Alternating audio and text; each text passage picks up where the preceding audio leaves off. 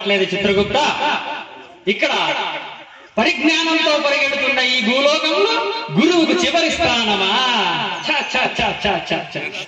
నేను ఇది సహించేది లేదు.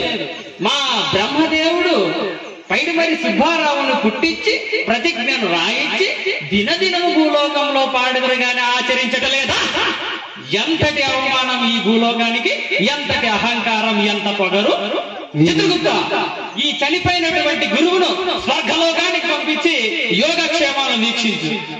ఎవరైతే ఈ గురువును అవమానించెదరో, ఎవరైతే ఈ గురువుని దూషించెదరో అట్టి వారి నరకలోకానికి పంపించి నరాలు తెగేలాగా శిక్షింపుడి.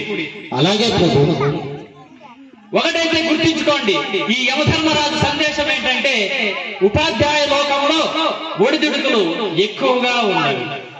ఇంతకు ముందు కాక ముందు ముందు ఈ ఒత్తిడి తీవ్రతరం అవును.